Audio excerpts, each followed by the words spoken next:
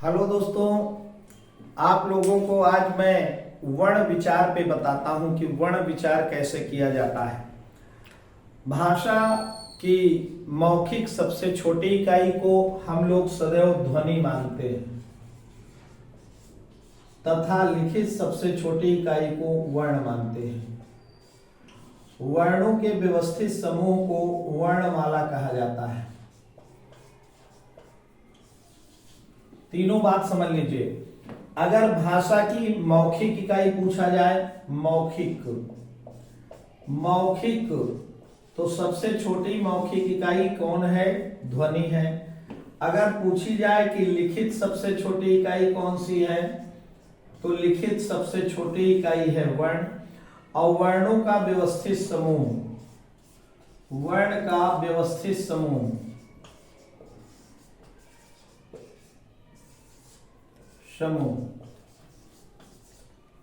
वर्णमाला कहा जाता है। वर्ण का व्यवस्थित समूह क्या कहा जाता है? वर्णमाला कहा जाता है। अब एक प्रश्न आता है कि हिंदी वर्णमाला में कुल कितने वर्ण होते हैं? तो लेखन के आधार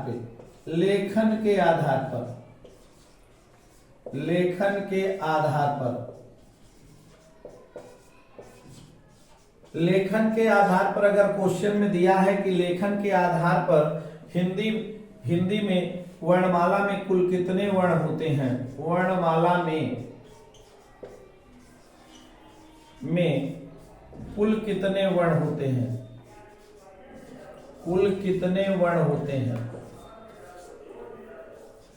वर्ण, तो वर्णमाला में लेखन के आधार पे आपको 52 वर्ण मिलेंगे, 52 वर्ण मिलेंगे, यानी 52 वर्ण मिलेंगे लेखन के आधार पे।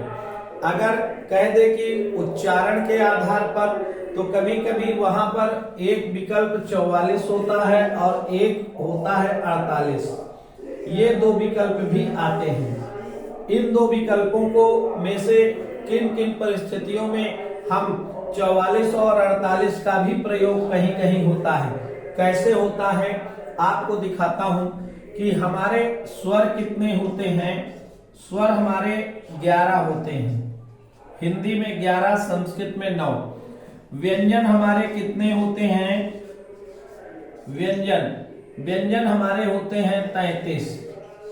तो इससे पता चला व्यंजन और स्वर मिलाने पर हमारी संख्या होती है 44। लेकिन अगर इसमें हम अयोगवाह स्वरों को मिलाएंगे,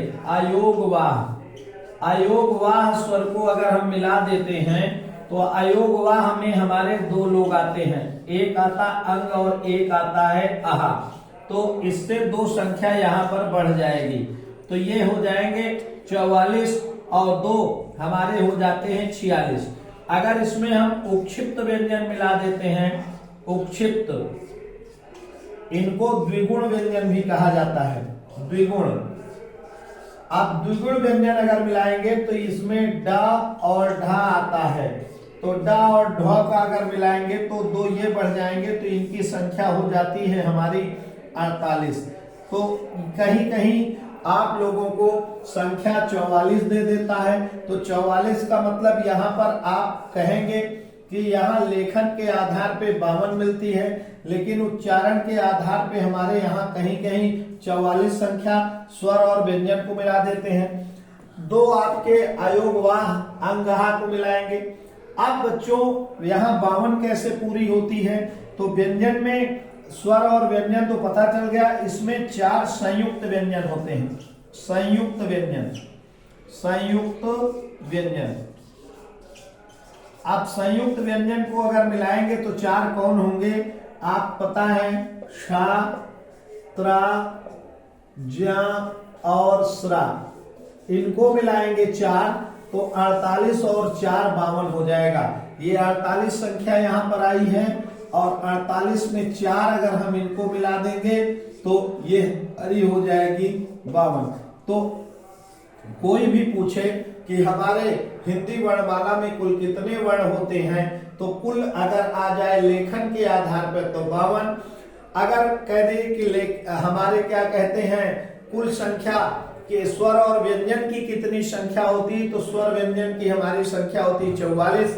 अगर ये पूछ ले कि स्वर व्यंजन की संपूर्ण संख्या कितनी होती है, तो स्वर व्यंजन की संपूर्ण संख्या की बात जब करेगा तो वहां पर 52 बताना है।